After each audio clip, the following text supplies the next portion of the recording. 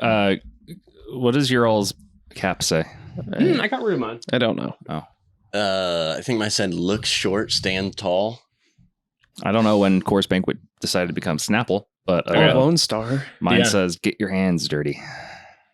All right. Shit. All right. Damn, just jumping right in there. This is a working man's beer, so you got to get your hands dirty. This is like fortune cookies, but for beer.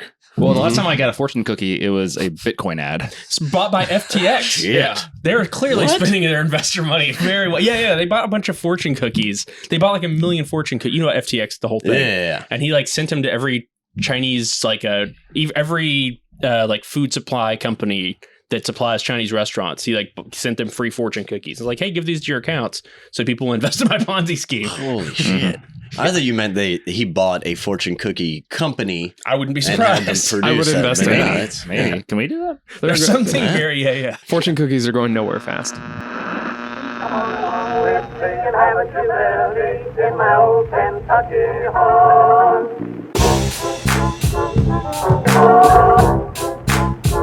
Kentucky.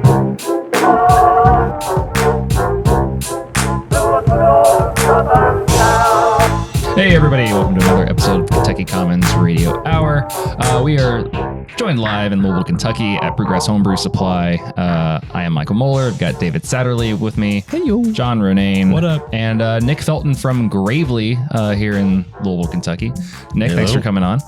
Thanks for having me. We'll get to you and your background and what Gravely is in a second. But I know that David's got a beer that he wants to bring on. And so if you want to see what beer that is, you can on our Patreon account via live feed. And by live, I mean recorded and consumed later. In front of a live studio audience, which is Frankie. David, what is this beer that you're pouring for us? Well, I haven't got it open yet. It's a nice corking cage. This comes from Barrique out of Nashville, Tennessee. Yeah. Located right on the Cumberland River. This is a blendery that's been specializing in pretty much local blends, local fruit, and a lot of times local hops when available. It's a pretty small operation, but they've grown over the last couple years. Gravely does great neutral oak sours. I thought this would be a good little nod. Is this bottle conditioned? I would assume so. I love the amount of shaking of the bottom of the bottle that's going on while you're doing this. We're simply Get all rousing those it. flavors Getting in it there. chewy. Yeah. We're rousing it. The cork hasn't popped off yet, so it's not gonna. Ooh, audio. Oh. Hey, that was good. Hey. That's great. healthy. That's healthy. Hell yeah. Anyways, this is a wet hop Strata in peach, so it's a sour blonde ale with fresh picked Strata wet hops and Tennessee grown peaches. Somehow Atrium ends up sponsoring this, so thanks Spencer for bringing me this bottle. Nice. I will say that last week on our Andy Cobb versus AI, AC versus AI, one of the predictions for beer trends yet to come is focusing more on hyperlocal and like wild sour stuff. So maybe maybe one of the resources that they have mined to generate that information comes from Barrique. Nick, have you had this before or this brew before? I have had Barrique. I have not had this particular brew. Me neither. Me That's why neither. it seemed I've interesting. thoroughly enjoyed what I have had from them. I can already smell it. It smells big funk, which is my kind of funk coming right off the nose there. There you are, sir. Yeah, get those thank you. those dregs. So Yeah, Mueller might need some more dregs. Oh, Mueller has I'm good. the clean lower intestines pour. So this has been bottle aged. This was Oh, you don't say. bottled back in May of last year. Hell yeah. So, but it's only batch number 137. So, like I said, a small operation. They've been growing in size. But cheers. I think this one does deserve some tasting notes. This is Yeah. smells crazy. Big, funky, it smells like a pellicle with like Pez poured on it. Yeah, that's the right up the nose. There you go. Oh, Yeah, very, very tart, very astringent, very powdery, lacto-pedio funk on there. Yeah, they're next to a winery, so some of those barrels come out that way. I've got nice little protein chunks in the bottom of mine. So Yeah. Nice. Flavor I mean, crystals. honestly, that's about as good of a sour beer as you can get. That's pretty damn good. It's not quite as astringent and tart and balsamic as some of them tend to be, but that actually makes me like it a little more, honestly. Yeah, I And, think that's a good level. It's not taking the enamel off your teeth. Yeah, exactly. Exactly. You did get some chunks. For those of you who want to see some chunks, check out our Patreon for the video feed of those chunks. Am I the chunk? Yeah. Yeah. Big chungus. Well, as we're sipping on this for a minute, Nick, why don't you tell us a little bit about what Gravely is, and then we'll get into you. We're a brewery. Did you not know that? You just invited me on without being aware? Oh, I go on these things blind. Today I learned. So yeah, we're a 15 barrel brew house, and we kind of pride ourselves on focusing primarily on a lot of more traditional German style beer. So we pride ourselves on our Hefeweizen, our German Pilsner, our Helles, my love Rauchbier, anything smoked. I'm Preaching a to big the fan choir. of. You're in good company. I had a feeling. But we are just coming into our 6th year this summer. And so we're kind of trying to expand at a steady, controllable rate. I've seen too many places and too many people try to grow too fast. And so we just this past fall invested in our own canning line. I thought you were going to say bought a hotel and an airline. Sorry. Not too fast. Way to ruin the next stage. That's our next step. Well, I guess everyone knows it now. But no, we're just sticking with a canning line for now. But we previously were doing some contract brewing. Now trying to bring everything back in-house. And just have a little bit more control and be able to do some fun stuff out there, get some fresh drops, and just have our fingerprints on everything we put out. Hell yeah. Yeah. And Gravely's not just known for their beer. There's additional theming behind it, right? Yeah. Yes, indeed. Thanks. So we are a music themed brewery. So everything we do is tied to music, whether it's our core beers, our West Coast IPA is Power Chord, our hazy IPA is Debaser, named after the Pixies. We've got our Mexican lager, La Bamba, everything we do, whether Sprockets. Sprockets, nationally recognized freaking awesome lager. It is. It's that one's a little bit of a more of a stretch as far as the music connection, but that's our baby. That's our pride and joy. I just wanted to shout it out because that's one of my favorite beers made in Louisville. It's great. Well, thank you. Great. Yeah, that's our pride and joy, our baby. It's gold medal GABF 2020, silver medal in the World Beer Cup 2018, and a handful of other small ones sprinkled throughout there. But we actually just released, in fact, I brought some with me, our cans of our cold IPA, which was a collab we did with Real Ale in Blanco, Texas. And that was fun because we kind of blended our German Pils with their hazy IPA. So using our Pilsner malt that we always use for Sprockets, our lager yeast strain, and fermenting it down at that colder lager temp, but using their fruit forward hops in that. Very fruit forward. I tried that the other day, and it was incredibly, like, so many different things going on. Strawberry, raspberry, all the fun stuff. I'm just going to open it now. I was going to say, there's 4 beers and 4 guys. You guys want to, might as well just, because I don't want to pound the sour necessarily, but let's try this shit. And are you allowed to kind of talk about how the beer came to be? Yeah. So that's a strange question. It's like Willy Wonka or something. It's because there's a story. There's a valid reason behind the question. Yeah. 3 beers in front of me. You got options. Yeah, just do a suicide, mix them all together, go to town on that. Hell yeah! You have seen the show before. That usually ends up happening. You gotta have a good time. No, so we one of our owners had the forethought to, whenever we did kind of set some of our core beers down, go ahead and do the paperwork to copyright a lot of the names for those, and we got an alert popping up that Real Ale had a new IPA out on the market called Hop Sprocket. And so our lawyer said, "Hey, what do you guys want to do?" You've got the copyright on this. You want to send them a cease and desist? You want to start a lawsuit? And we said, no, let's just brew a beer together instead. Hell yeah. So we reached out to them, said, let's just kind of do we didn't fly down there. They didn't fly up here, but let's collab on a recipe. Let's kind of unite our strengths and kind of pull from each of our inventories and kind of make the best beer we can using both of these two styles and see what happens. So that way, a note on that, like we talked a bit. You know, we this podcast has covered the like Stone Keystone controversy. We've talked about our fair share of like copyright infringement.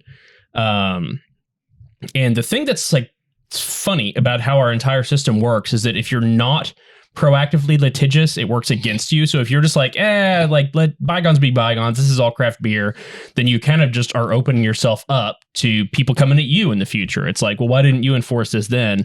That's a great way to kind of put your pen on paper and be like, hey, this is our thing. Not our thing, but you're basically just saying, hey, we had this brand first, but instead of sending a C&D, you can establish that by being friendly with like other craft breweries. You still set the precedent. You still establish that Sprockets predated their stuff, but it's all friendly and it actually helps promote everybody's brand. So good on you. Yeah, that's great. Yeah, I mean, that's the goal. Is we're very lucky to be in an industry and in a city, in a state even that's not cutthroat, that's not bloodthirsty. We are part of a community. That's something I've always been really passionate about, is being part of the community. My goal with a collab or a festival or anything like that is to build community, build relationships, build friendships with each other, because everyone's got more knowledge in some area that I don't have. Mm-hmm. And that's I think that's universal. Everybody can learn something from everybody else. So why not work together? Yeah, I totally agree. Yeah, sometimes when I can barely read, I have John speak the words out loud to me. So yes, yeah, and it's a great way to fall asleep at night, just to his soothing voice. And then we haven't made the joke in a long time, but we're still paying for John's therapy. It's an exorbitant expense. But reading does help. A faithful collab with our Texan pals at Real Ale Brewing. Anyway, trying to go for some ASMR. Thank you. Sloganeering, as we would call it. Speaking of friends, we saw you all out at Great American Beer Festival this past summer or past fall, winter, and end of summer, fall, beginning of fall. It's October. Yeah. First week of October. First week in October, yeah. And you guys typically attend that one. It's a big deal. Yes, we try to. It's always nice to, like I said, kind of foster that community, get to know people, kind of build relationships, try other kick-ass beer that's out there that we can't get here. And it's always fun if you win a medal or two as well. But it's you got shafted this year. The whole state of Kentucky did. It was Did anything come home? I don't think anything came home that I can recall. No, nothing from the state. No. Which is sad, because even if you don't get it yourself, you still want to see your peers, you still want to see your friends come home happy. Also, that makes it sound like I came home like deeply depressed. I was already so depressed beforehand. It changed nothing. Worst case scenario, you go out and you have some great beer and like come back. Yeah, exactly. Yeah. Always a good time. And it was made just barely worse by running into you guys. So it does sound like a truly trying time out there. Incredibly high praise. Have we talked about cold IPAs on this podcast before? I feel like we have. We've broached it, but I think we're sitting with somebody that knows how to do. I was going to say, if we wanted to do like a 1 minute style guide, like what is a good cold IPA to you, and how'd you guys formulate it? Tasting notes, I would say it tastes like an IPA, but instead of having that big, like robust malty thing, it's cleaner. I don't know. What do you think? So real quick, the caveat is you've been doing this sort of style for a little while, back when Tiger Shark, when you all did the IPL with Akasha for Beer Week. So you were kind of ahead of this trend. 2020. Yes. Yeah. Well, yeah. It's so I think we need a definition of what differentiates that. That's the question, is this, where Is it the my honest opinion and description of it, or is it the educator and salesman? We'll start with the educator and salesman, and then Okay. I'll be the asshole. So the style itself is what you're doing is you're taking, or at least what we did with ours. The malt profiles can vary wildly, but we use strictly Pilsner malt. We're not getting any of that caramel malt, none of that 2-row malt that you get in a lot of IPAs, giving more sweetness and kind of a heavier backbone to it. So you're left with something cleaner and crisper. Using lager yeast, but fermenting it typically at a slightly warmer temperature.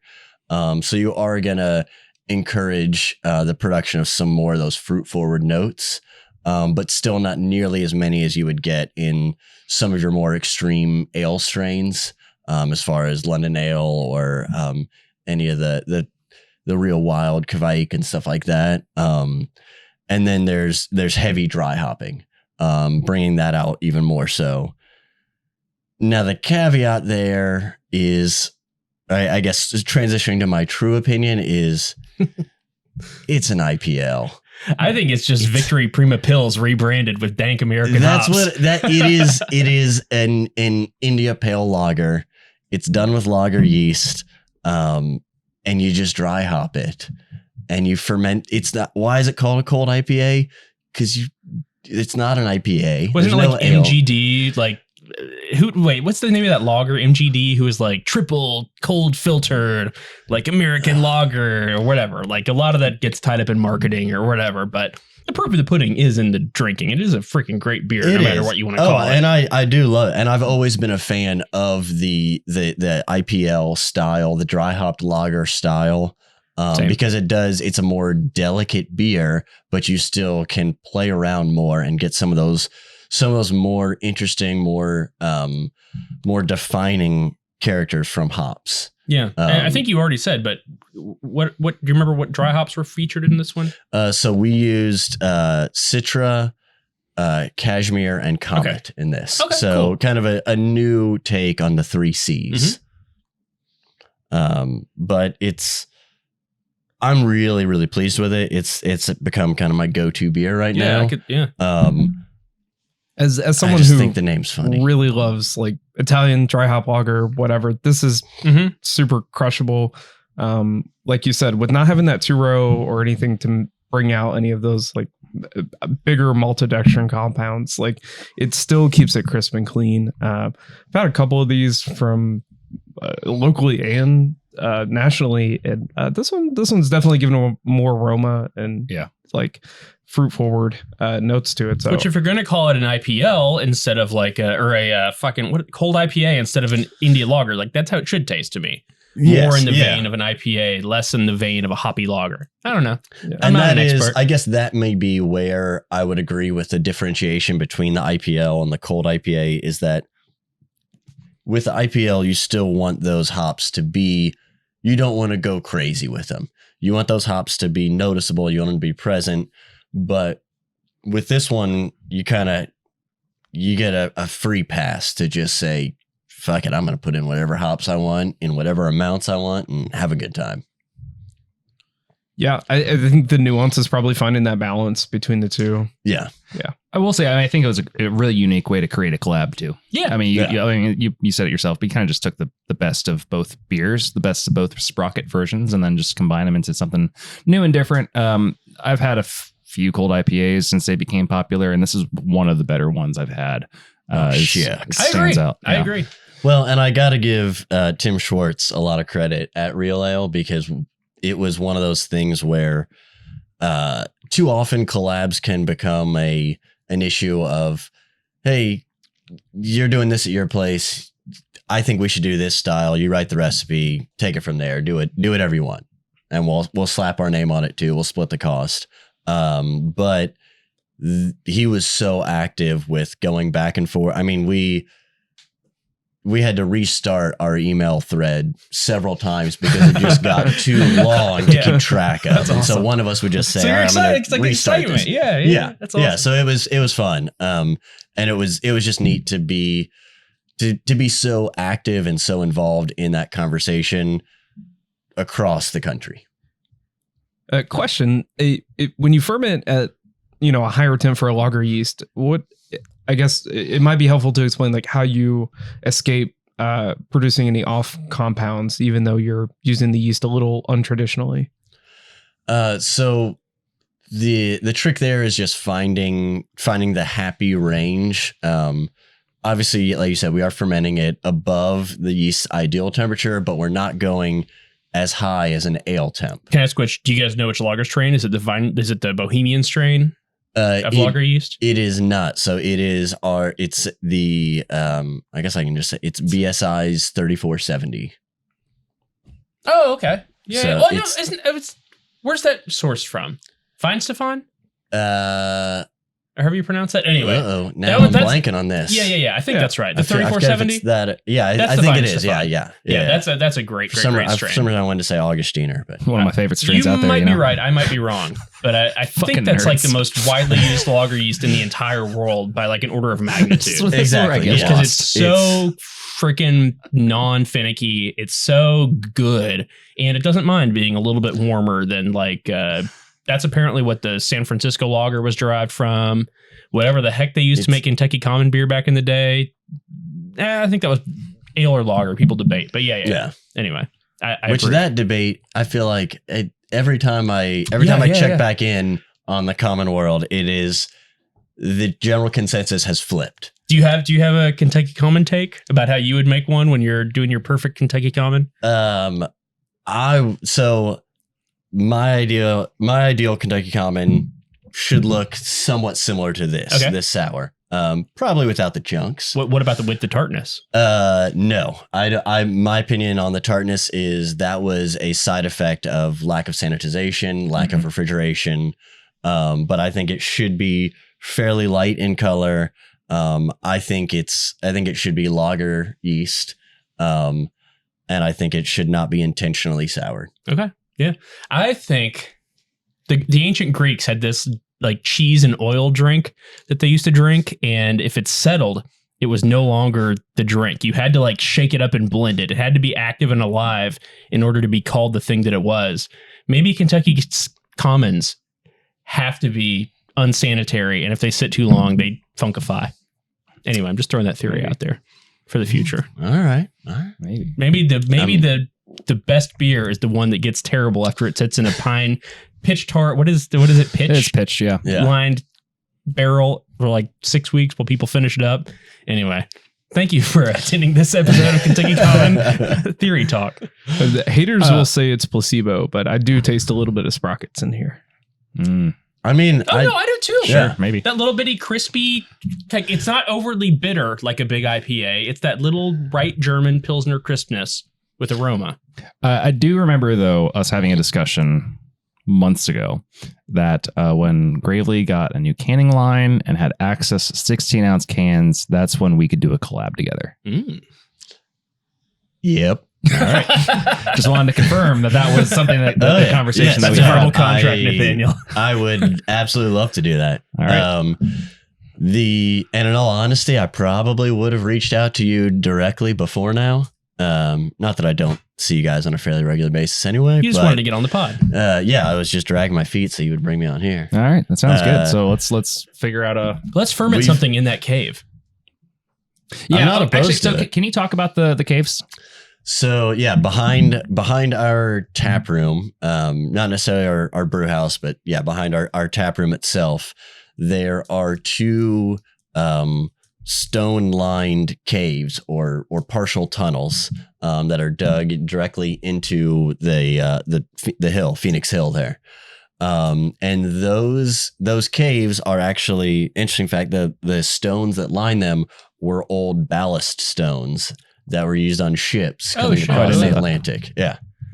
But Gravely sits on the site where, was it Phoenix Hill Brewery was? I believe technically it used to be one plot of land. Now it's the building right next to us. I believe it's this called the stables. But those caves were used for lagering. The caves were originally used to lager beer because much like any cave, whether natural or otherwise, they're being so insulated, they are kept at a roughly permanent temperature of, or a fairly permanent temperature of roughly 54? 55 to 65, somewhere in that Much range. like the hills of Germany, like where the German immigrants were coming in. They're like, oh, it's very hot here. We dig into the Let's caves, and dig it this kind of gets hole. you into those Yeah. like alpine things. If you guys have never had a beer on Gravely's patio and you're listening to this podcast, who are you? But if you haven't, then you should go there because you sit outside. That's a Venn diagram that's hard to like intersect. But you guys, if you sit there and like, you can literally stare out at your all's little field and just see inside of this. It looks like an aircraft hangar, but it's just a little half semicircle, stone lined cave, man-made cave or cellar, for lack of a better term, that they used to store the loggers in to try to get them as as aged and delightful as those cold acting lager yeast like to be in the old Bavarian climates. So whenever you didn't have access to refrigeration, it was ideal. It was perfect place to just store those things rather than in a hot warehouse middle of the summer where it's going to get nice sour, and tasty nasty, and sour in a pitch-lined barrel. Exactly. So Exactly. what you're saying is, though, like when it's time for us to do the collab, John and I and David will be out in those tunnels with a pitch axe, just trying to get back into the caves that were originally like, okay, cool. Oh yeah. We'll find and a I'll DeLorean make back sure there. you sign a disclaimer beforehand so that whenever And one an of the insurance ballast waiver. stones Yeah, crushes exactly. every bone in your body, we're free and clear. Yeah. And I want to camp out there, and I want to keep my eyes on the beer, the prize. Oh, you know. yeah. Wait, you must at all times. can we camp out in the cave? On Halloween. Provide shelter from the storm? Sure. Sure. Yeah. Yeah. Leave That's it- a leave that's it- a no, that's a confident- binding that's- contract. that's- Sure. Yeah. Yeah. That sounded confident, right? Yeah. It's like, why not, kiddo? Why not, kiddo? So, I mentioned the disclaimer, right? I do remember just real fast is that like I think the one and only time I've actually been underneath that little structure. Corey, your all's original head brewer. John and I were doing And Kevin Gibson. a video. Yeah, with Kevin Gibson. That's right. It was Yeah. for Beer Week 2020, God, 2019. I don't Time know. is a flat circle. Yeah, he was just like, because we asked if we could do a video in there, and he kind of paused like you just said, and he was like, sure, I don't care. Yeah. He's just like, just hop the fence. Yeah. Just get me on film saying, if you die, you have waived all rights to sue Gravely Brewing Well, and that's the Incorporated. tough thing is that it sucks to not use them because they're beautiful. Mhm. They're such a cool aspect. And But there's a reason we don't do that anymore. It's because it's a huge liability. Oh, Like, yeah. Oh, yeah. People definitely die. Well, and we have Mhm. refrigerators, so Well, Yeah. right. Yeah. Yeah. Well, yeah, that's also true. But mostly child labor and people dying, and we shouldn't do things the same way that we did in like 1910. We've come a long way. for so many different reasons. Yes. Nope. Well, There it is. Speaking of where we've been, Do you hear that? no, what is that? That was the joy of music. I scanned every Gravely can has this little Spotify code on it where you can sip the song. Oh, indeed. so let's Yeah. sip the song. So it sounds like most of these beers are named after songs and or albums. So I thought it'd be a good segment to sip the song with you. Nick, shit. you ready? Yeah. Wait, I said Yeah, yes. wait. I have no idea what I'm about to do. I think you're ready. Yeah. So I'm going to play a couple songs and then you're going to tell me if you remember that you made this beer that's named after the song and what the song is. God. and what the song is. Oh, this is gonna be rough. It's not going to be rough. I made it. There's a couple layups, but here we go. Ready? I can hear it. Yes. That's it. That's all you get. That's all you get. Name that beer and song.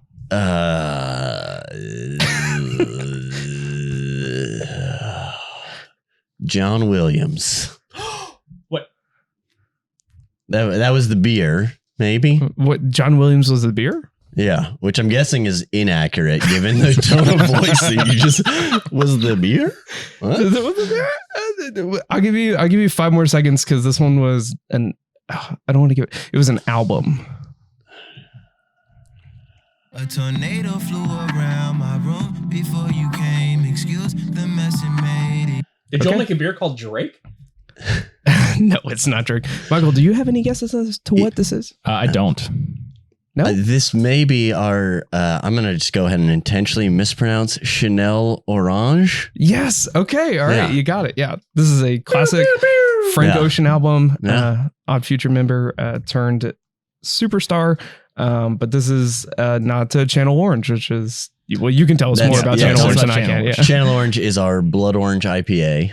It is it's made with Hallertau Blanc hops and a healthy dose of Channel Orange, or not with Blood Orange puree added to it. Okay. It's nice and tasty. I have a lot of confidence for round 2, so we're going to get right into it. Oh, okay. So these are the music videos, so it might be a second. I'll give it until the first couple bars, notes, stanzas. Oh.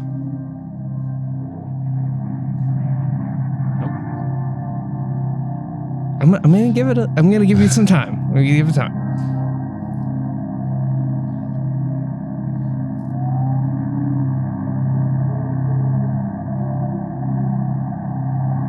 Wind gusting. Close.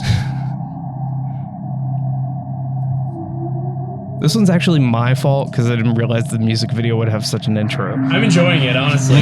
This is a really tranquil moment. Okay, that's all. That's it.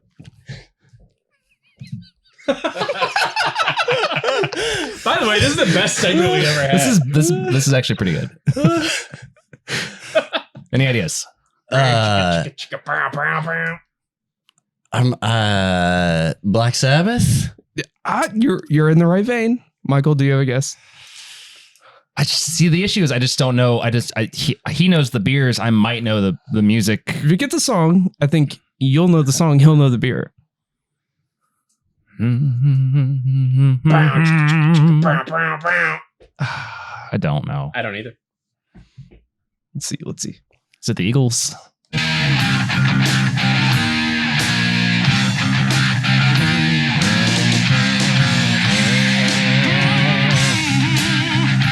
That's as much as I could possibly give.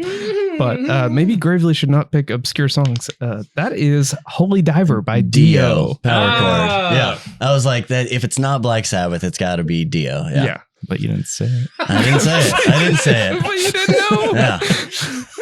I didn't know either. It's fair. I have to out myself and say that's the only Dio song I know by name. That's the only song most people know by Dio. Yeah. And I don't even know who Dio is. That's fine. The power chord's been around since the beginning of Gravely. Yeah, it is our core West Coast IPA. It is, if I'm drinking an IPA, sorry, I mean no offense when we dance cold IPA, but that is typically my go-to. Just stylistically, I'm a big West Coast fan. It's typically that or lagers for me. But yeah, that's it. That's one of the originals. Yeah, original cut. Okay. A little bit more modern take. I think we have a good chance at this one too.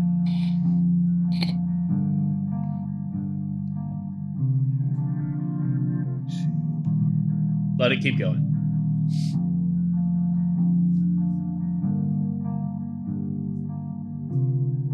I love this song. I'm so relaxed. Wait. Yeah. Smoke Signals. Yes. Ah! Yeah. Nailed it. What's the artist? That's a Phoebe Bridgers song. Okay. Yeah. I thought I heard that Yeah, before. and that's one of my favorite labels that we have ever done as well. We did that. It is yet to go into cans. We did that in large format, 22-ounce bombers. Yeah. And that was one that you all brought to GABF. It is a fantastic beer. The smoke is very approachable on it. Yeah, and that is it's the smoked Marzen. It is arguably my favorite style of beer in existence. I want some of that right now. Actually. I'm not saying it's the same beer, but I remember some Colorado friends at GABF preferred Smoke Signals to Grodziski from Live Oak. Yeah. Good answer. So just saying, I'll take it. Just putting that out there. Yeah. All right, I got one more for you. I didn't know this one when I looked it up, so I'm not going to shame anybody if we don't.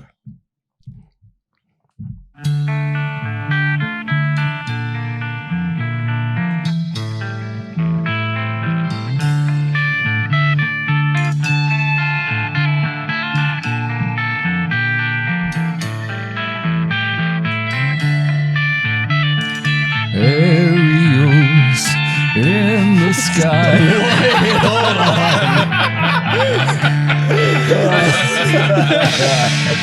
So close.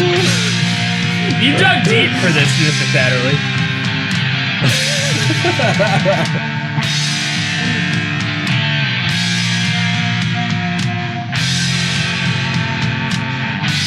David Bowie?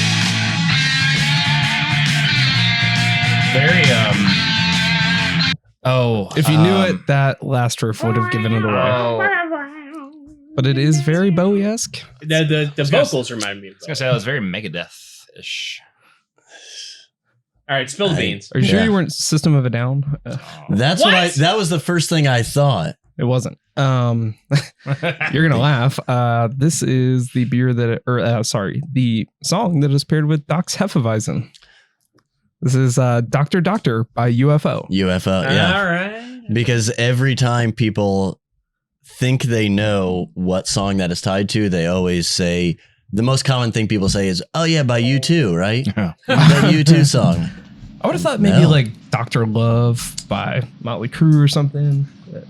Yeah. Well, that was a delightful Well, segment, David yeah. Tatterley. Yeah, that was a good time. that was good. That was fun. Let's good. do that more often, Yeah. just out of context, just make people guess music. It was actually interesting because I was in the brewery a couple days ago, and I had noticed for the first time ever that you also name your tank. So like you lean into this theme really hard. I mean, what was the eighth tank? It was named like Eights of base. Yeah, eights of base. Like Yeah. So like you name all the tanks after songs too. I mean, there are a lot of creative ones in there. Yeah, we've got One Direction, Tupac, Three Dog Night, Gang of Four, Gang of Four. Jurassic 5, Hell Eve yeah. 6, Oof. S Club 7, Eights of Base. Now, Tank 9 is actually, it's our bright tank that we package off of, so that's Bright Eyes. I thought you were going to say Strict And then 9. Tenacious D. Hell yeah. And then we do a lot with our hopback. So for those who don't know, the hopback is a sealed container that we can pack full of fresh whole cone hops. And you hate it. And I hate using it with a passion, which is a shame because it does provide a really neat, like fresh green, mostly aromatic note to those beers.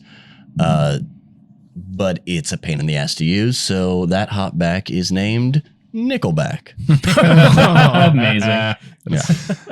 I remember Andrew. What was Andrew's title? I don't actually know what does he do? I don't want to He offend is him. But. assistant brewer. Okay, so Andrew, the assistant brewer. I know we were talking about like maybe getting more tanks into the brewery at some point, and we were just like standing there dumbfounded for 30 seconds trying to think of a music reference to the number 11, and he came in.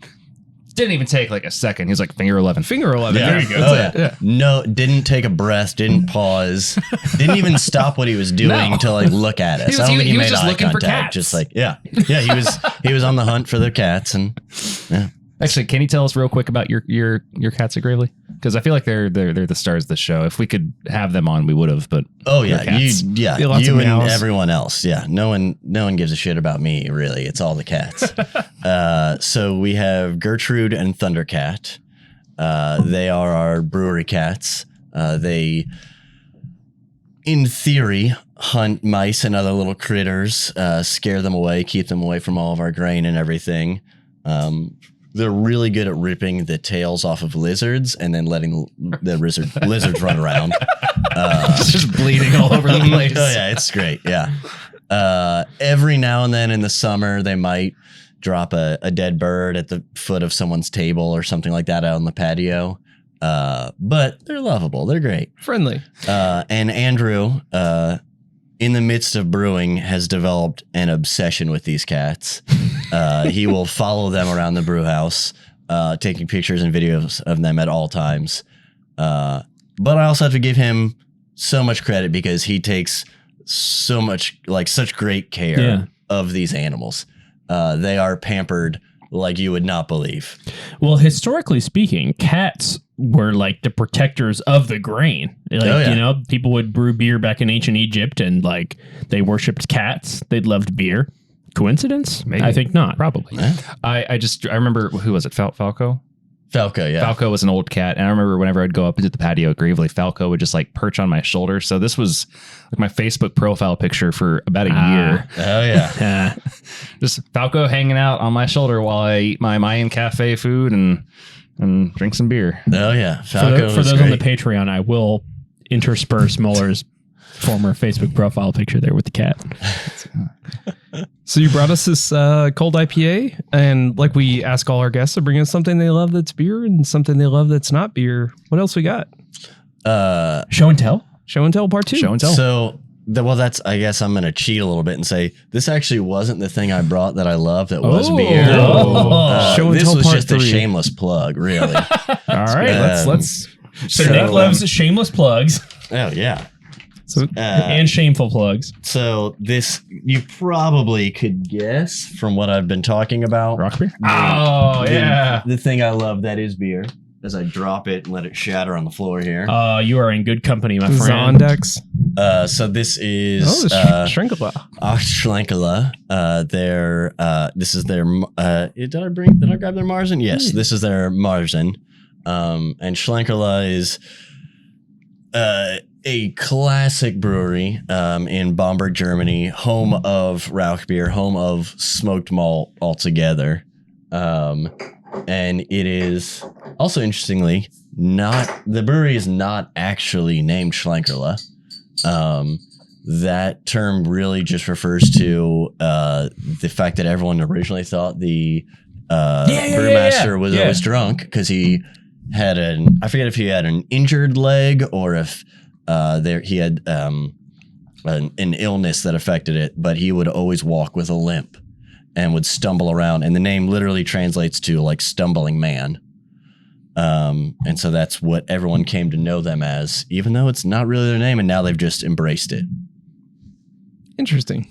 This was always one of when I worked at Louisville beer store. I always loved pointing people into this direction. They're like, "Oh, I just want something really fun and unique," so I'd point them to this. Yeah. How do you like bacon? Yep. And it is one of the smoked beers that's very divisive because Meat beer. it's so smoky. It's rich and savory. And I love it for that. I do too. I do as well. I'm not saying I'm going to drink it like every day, but man, it just hits sometimes. It hits. And I know a lot of people that say, "Oh, it's like drinking out of an ashtray or something." Exactly. Perfect. Exactly. I appreciate this beer so much. It was I think it may have been my first smoked beer I've ever had. I was just like, this is such an interesting, unique flavor that, like most beers that I've tried, it was offensive initially. I mean, Yeah.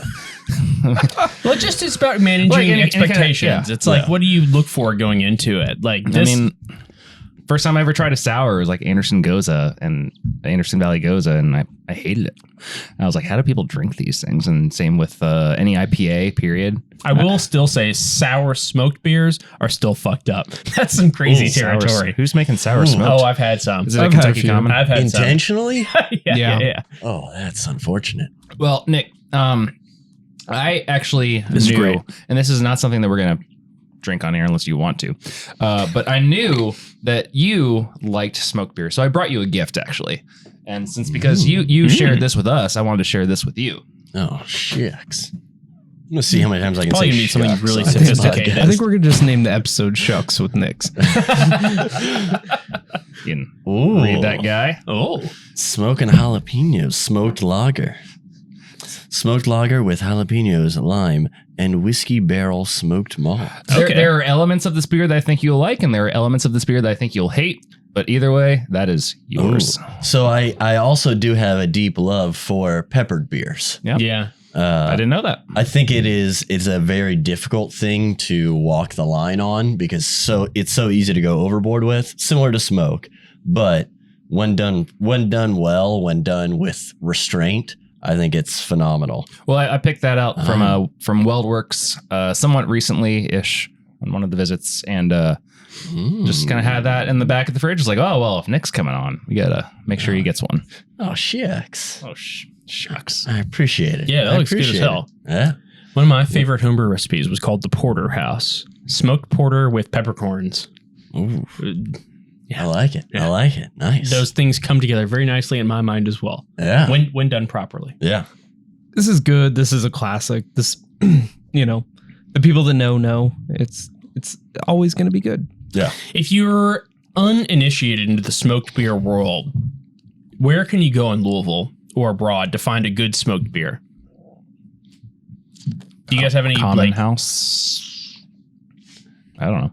I mean, I'm going to just do a shameless plug again and say Gravely actually happens to have Smoke Signals on right now. And it's usually on though too, right? Yeah, it's on for about roughly half of the year. Yeah. I would say a large proportion of people don't know what a smoked beer tastes like. It's a very strange thing. And I was you were saying like originally I was turned off by it, and I was saying like, oh, but I've drank smoked beers for a long time. It's a very special flavor. And I think if you've never tried one, even if you're not going to love it, it's worth seeking out and trying. Yeah. And you can apparently go to Gravely and try one right now. Well, and in all fairness, to spread the love around, I know that Monic, I believe they don't have one right now as far as I know, but they made one where they actually, did they smoke the malt themselves? They worked with Hammerheads. Oh, that's right. Yeah. And Hammerheads You're absolutely right. I forgot about that one. Yeah, and Good shout out. Yep. Martin's Barbecue? No, it was Martin's Barbecue. Was it That's right. Barbecue? It was Okay. Martin's Barbecue. R.I.P. Big bad breakfast now. Martin's Barbecue still exists, just not in its It's not original there. Yeah, this location. is true. It's probably because they wasted all their money smoking malt for a smoked lager that no one cares about. And I think try smoked lagers, people. I want to say Sean Steele. He does some smoked stuff does some too. smoke stuff as well. We've been talking about wanting to do a smoked collab for a while now. ATG, last train to Bamberg, collab with Common House and ATG. Yeah, And we do know that Fall City, Cameron, the OG, the best person brewing beer at Fall City ever, is getting ready to make Fuck you, Otto. fuck you, Otto. Well, the original Fall City Brewer in 1906 or whenever. You're the worst. Cam is king. Because you never made Falzitsky, which Cameron just texted us and said he ordered the smoked oak, or the oak smoked wheat again for it. Yeah. 100% wheat. So that's a Grzyski that we did with them earlier last year. This is a chewy beer, so I'll let you get into the show and tell part 3. Yes, The third one, yeah. While I kind of digest this. See, to me, that's that's drinkable as hell. Yeah. I don't know. That's the weird thing about most smoked beers to me is that That makes me more most thirsty. of them are crushable. Ooh, what did you bring? So this fuck is yeah, dude. We're gonna bond. We're gonna bond. I had a feeling. So this is admittedly a very shitty plane. It is for planing wood. Oh, okay. I was like, that does not look like Micro hand plane. Yes. I didn't. So it's a tool for leveling and smoothing pieces of wood. So like this corner over here has been driving me a little bit crazy because my cup Plane it doesn't out, quite bro. That's a bad idea.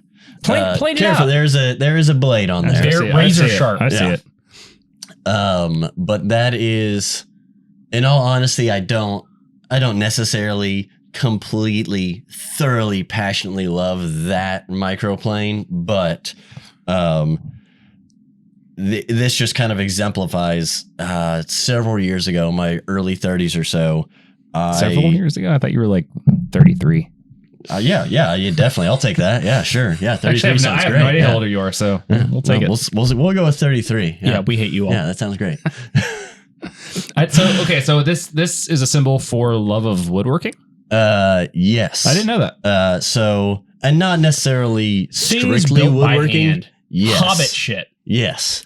I just kind of slowly discovered after a lifetime, or not necessarily lifetime, after 20 plus years of never touching any tools, and kind of growing up thinking if you need something, you find somebody else to buy it from. and realizing, wait, I can just, I like holding these tools. I like making stuff myself. I would make fun of that shit. I would be like, God, Tim the Toolman Taylor, you're a moron. Just buy shit.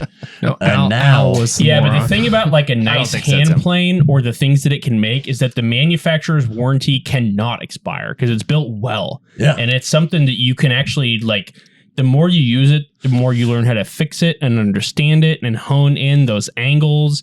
And then you can use it to shape your built environment instead of having to buy shit from IKEA or fucking Walmart or fucking wherever. You can build your own cabinets for your house or brew stands for your home brewed beer. And even if it's something that is built wonderfully and looks really cool, it still may very well not be exactly what you want. Whereas if you make it yourself, if you make it by hand, if it is your craft, you can make it precisely the way you want it to. You can make it exactly how you've envisioned it. And it makes you ask yourself that question, what do I want? What do I want this exactly to look like? Instead of having to fit form yourself into cookie cutter solutions, it's the ground up approach. It's like, what do I want? And then you figure out how to build it in your own mind. Yes, you are the new Nikola Tesla is kind of what I'm thinking. And it sounds cliche, but just the whole concept of you appreciate it more if you make it yourself. If you spent the time and the work to build it yourself, you appreciate it so much more. I definitely agree. Like I hung a shelf in my house once. Totally. It was awesome. I got like 2 screws in the wall. 2 of them? Yeah. Shit. And then I put 60 pounds of booze on top of it. So I think it's going to hold. Oh, so you did a floating shelf. But it feels good to know that I did that. Mm-hmm. Yeah. So what is an example of something that you've made recently or something that you're proud of that you've done or modified or? I don't know if I'm terribly proud of anything I've ever done in my life. We got to work on your self-confidence, dude. Yes. Go ahead. Sorry. It's the process, not the product. It is. Sure. It truly is. But I will say,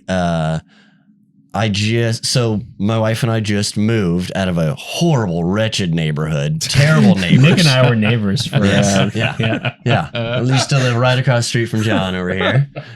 So he knows my shitty house. In a neighborhood that I dearly miss. I absolutely loved being in that kind of corner of like Paris Town, Frog Town area. Like I absolutely adored it. But it was... both my wife and I love old houses. We love things that have that kind of character and that history to them, but that also you can make your own. Never want to live anywhere that is just like move in ready. You can just kind of unlock the door and you're set. So we bought a house that needed a lot of work. And so over the course of multiple years, we did so much to that house. And it was one of those things where we kind of said, all right, we've set aside money for this. We can use that money to do 1 or 2 projects and pay someone to do them.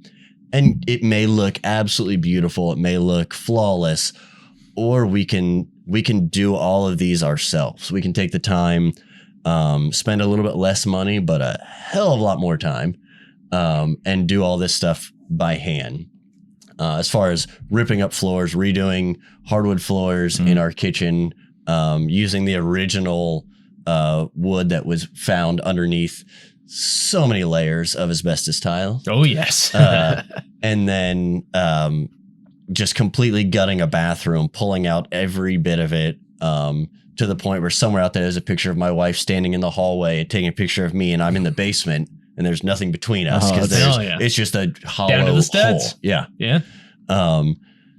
And were those floors completely level?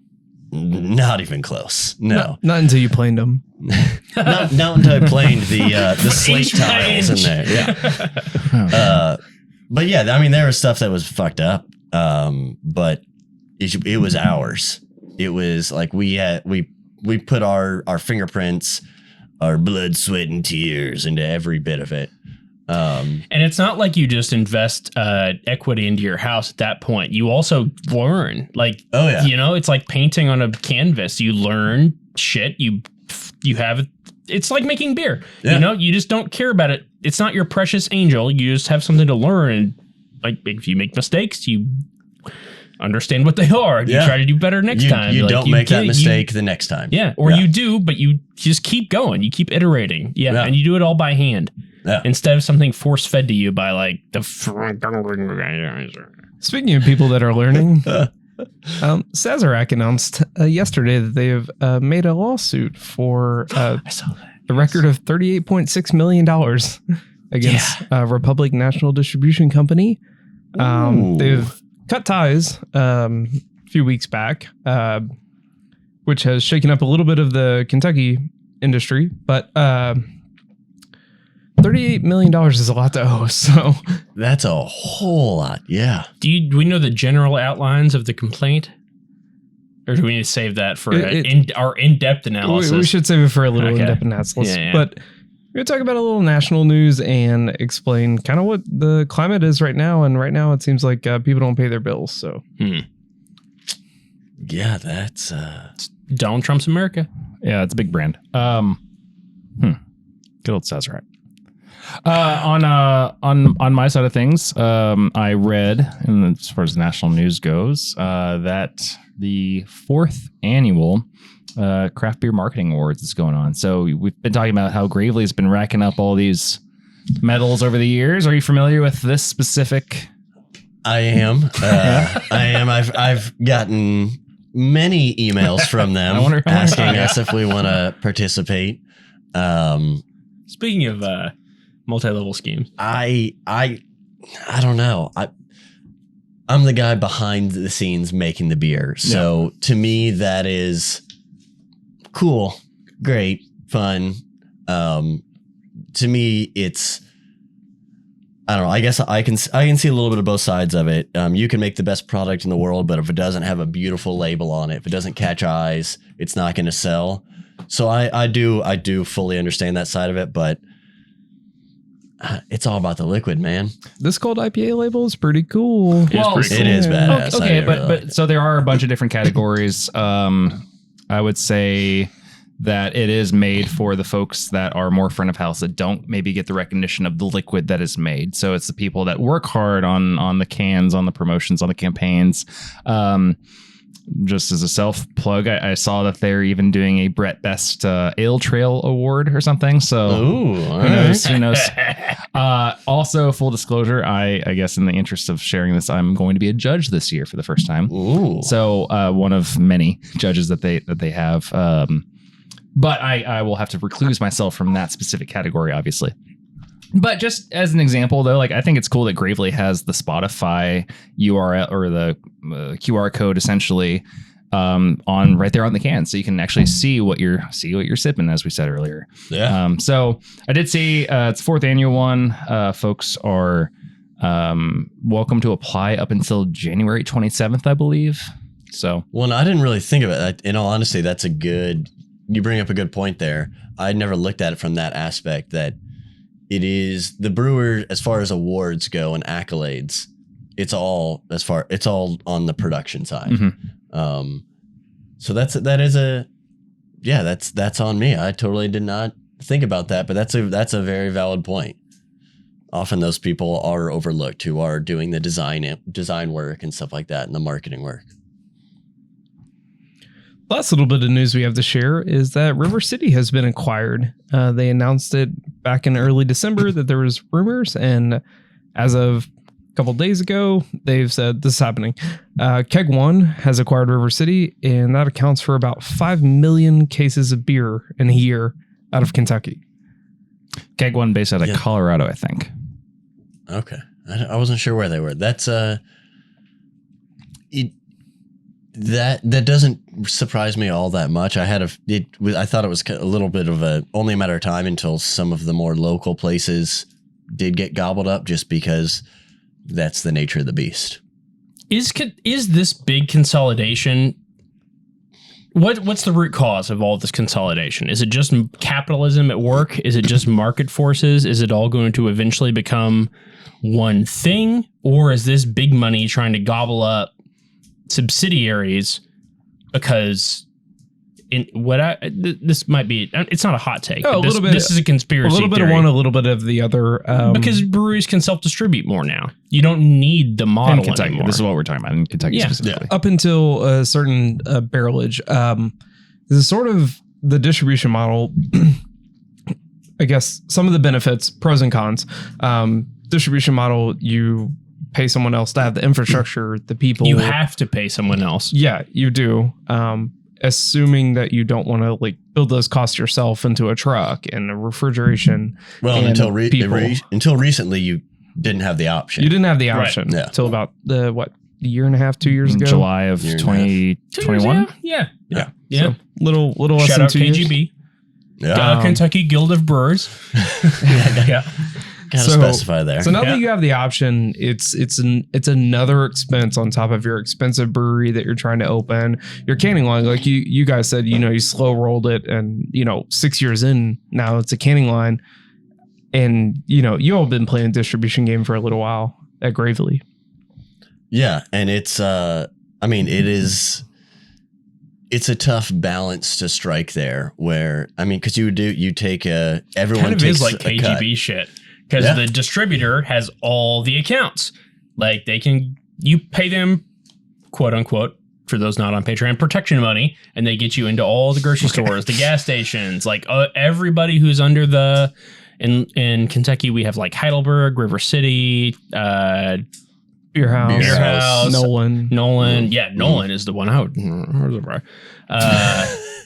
But yeah, it's like they have the accounts, and it's tough to break into a new account. Like if you don't have the distributor relationship. But if you want to self-distribute, you can do that to individuals. Or you could do that to actual like bars or restaurants or whatever. I don't know. It's an interesting change in the way things have been done for a long time here recently. Yeah, it still is. I think it's once you reach a certain size, you have no choice really, because even not that we are massive at Gravely by any stretch of the imagination, but we do have our products sold in most of the major chains within the state, which means that we can't get somebody over to Ashland, Kentucky on a regular basis to make sure that they're carrying our stuff. Yeah. And if we want to And keep making our sure it's production fresh up and at the like- rate we are. Yeah, Exactly. Yeah. yeah. And that's actually a key point is the freshness. That's part of the draw of local craft beer is that you're getting the freshest beer possible. You're getting limited drops. You're not getting drops of 2,000 cases of beer at a time. They just put out 100 cases of this beer and it'll be gone in the next 30 days. So get it while you can. Get it while it's fresh. Get it while it's tasting like the brewers intended.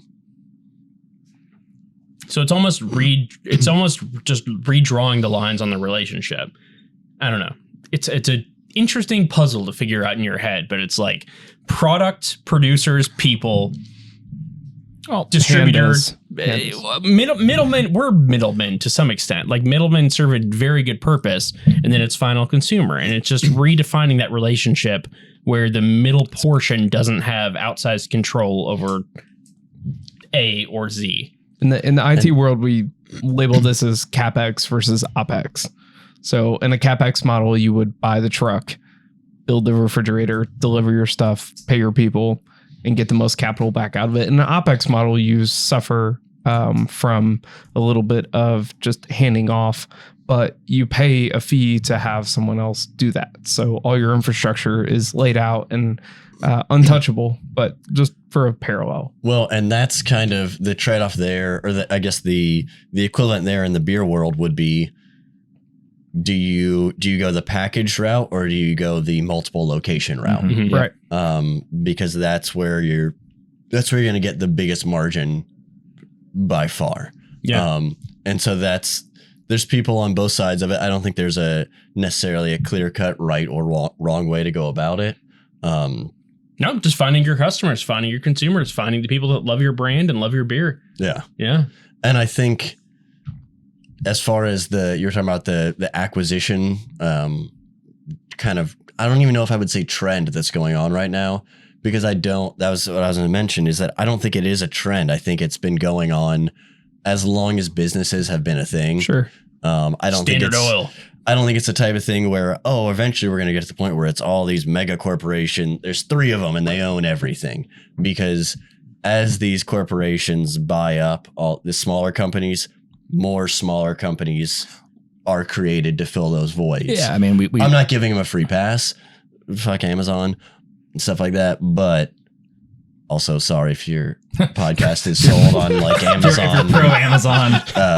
platforms Get and outta stuff here. like that. Our only person on Patreon is Jeff Bezos. Thank you. Jeff. We're bankrolled by Amazon, actually. Oops. But no, an example of that is Nolan. I mean, he is the direct result of places closing, people merging, Mhm. and you have these people merging and becoming bigger. But then you also have somebody like Nolan who has our friend Mike Nolan of Nolan Distribution.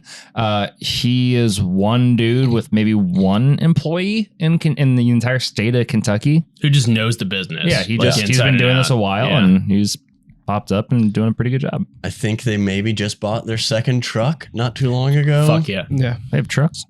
Yeah, I mean, it might be like a pickup truck. I don't know. It's a Ford Focus. Yeah. So let's be honest. I thought it was Hatchback. just Mike Nolan on a mule. Yeah, He's got, funny he's got a image. scooter. yeah. Drag the pallets down Broadway. Yeah. I do think this is oversimplifying so many different things, but the whole self-distro versus distribution thing there's a analogy for what you're saying to your house. Like, do you want to go with somebody that already has the infrastructure available that you can just pay and you're spending money, but that way you don't have to do it yourself? Or do you want to just like take some time and figure things out yourself because you're kind of that tinker kind of person? I mean, I'm going through the Kroger supplier hub and Meijer supplier hub right now, trying to get ale trail passports into retail. And it's a pain. Yeah. Like there's a part of me that wants to be like, hey, can I just pay 30% of these things to somebody just to take care of this for me? Because it's annoying. Hey, listen, Mr. Moneybags. we need that 30%. We're small business. I get it. Yeah. But that's, I mean, every business has those pinch points where you just say, you know what, it's worth it. That's economies of scale. Yeah. It's what is going to come back in for the expenditure. Yeah. And it's about, what is your business model? Is it hyper local? Is it statewide? Is it nationwide? Is it regional? And everybody has the ability to, you have to, as the Everett Brothers would say, you have to find that melody alone, which would be a good tie-in back to the music. Yeah. But every brewery has the right to be different and not go through the model of distribution if they don't want to. Figure out the balance, which you guys are fucking making good beer, good Shucks. food, good lager caves, one of my favorite places to hang out, Well, and a damn good neighbor and a damn good hand planer. So well, Nick, we don't want to take up too much more of your time. Good, 'cause Before I'm we ready wrap to things leave. up, before we wrap things up, is there anything coming up that you want people to know about? Dude, we got this answer earlier. So I will say, I think David mentioned not too long ago about the labels, how the label on this looks really nice. So I am really excited about, this is the first of our, now that we have the canning line in-house, now that we're doing all this stuff ourselves, that's huge. doing more limited releases. So this is the first of our limited releases that are going to be taproom exclusives, that we can play around with and have more fun, both visually on there and with the liquid inside of there. We're also, so part of that is we're going to be doing a new, which I've been dragging my feet on this, but do a juicy series. We've always, every time we've done our hazy IPAs, our New England IPAs, we've left a healthy dose of bittering hops in there. Just because, like I said, I want a West Coast IPA. Every time I get an IPA, I want it to be West Coast. And this is the first time that we've said, you know what? No, we're going to go all in and just make a true juicy, hazy, low bitterness IPA. So we'll have a series of those coming out. Power Record's not going anywhere. Our West Coast IPAs aren't going anywhere. We're just going to be doing some more of those things. And just kind of playing around, doing some more beers that we probably won't make any money on because they'll be really expensive ingredients, but they'll be really fun to make and fun to drink too, hopefully. You can put those in tank 6 ounces of hops, but none the richer. Oh, Well, that took a minute to get to, Yeah. but I got you. I Yeah. followed. Yeah. John, what do you got? Friedrich Nietzsche described the human life as becoming a. It's hard to come back into touch with what you loved when you were a child. And as we grow up, we lose touch with the things that give us joy. So I watched the HBO series of Philip Pullman, His Dark Materials or The Golden Compass or whatever. Yeah. I don't remember the last time that I like just wept openly, but like Courtney went to bed at midnight and I knew I had 3 episodes left and I was like, I'm finishing this. So many tears, so much trying to learn what you loved in your childhood. We grow up, we get hard. So we buy hand planes. We develop hobbies like home brewing, all to distract ourselves from the part of ourselves that we lost as a child, trying to find what we loved in life. So are you plugging His Dark Materials right now, or no? Hand planes and Gravely, smoke blogger. Yeah. David, what do you got? I'll follow in the trend of love. Love is Blind season 3. No. Absolute train wreck. Oh God. First season, you got me. Second, this was a COVID binge. The third season, you guys got to do better. It's just not. You got to switch to Love Island. It's then. not the same. Oh, no. It's not the same. I'm like 4 episodes in, and I'm ready to quit. So my plug is just to do better. Just do better. Oh my gosh. On my side of things, shout out and plugging Jello shots.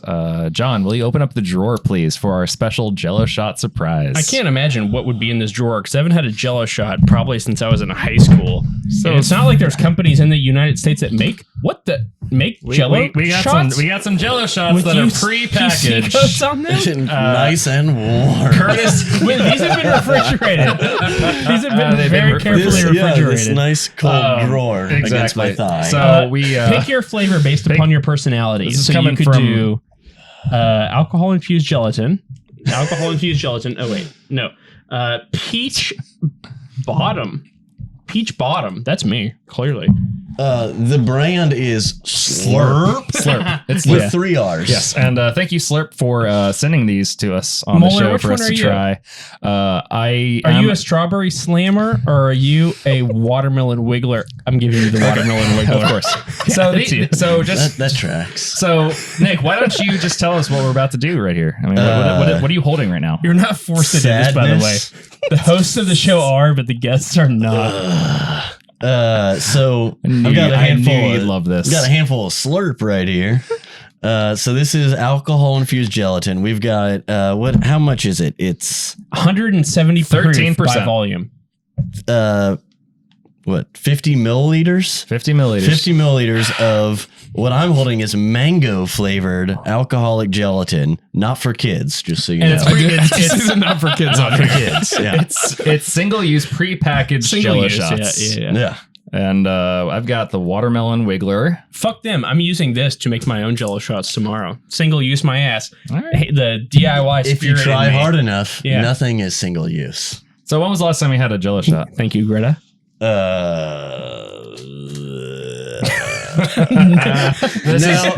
I think a Kiko's.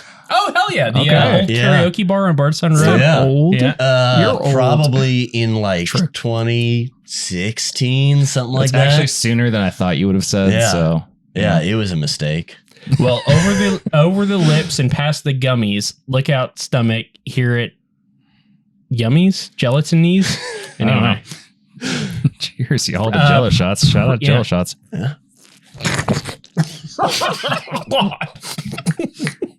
That was a slurp. Swallow it. Oh my god. can't. Okay. Have y'all ever done a Jello shot before? Somebody did that way Jesus. too close to the microphone. Yeah, but that was actually a magical moment. I think it was. I don't know who it was. It might have been me. All right. Well, unfortunately, that's actually not the way that we usually end a show. The way that we've You always guys did ended. that way better than me. I still got chunkies in here.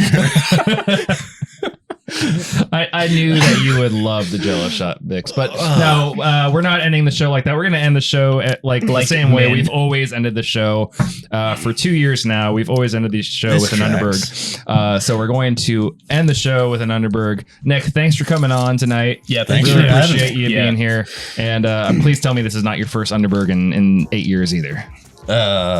Given the fact that I took one with you, I don't know, a month ago or so over at Hawks. Yeah, that's right. Yeah. No, this is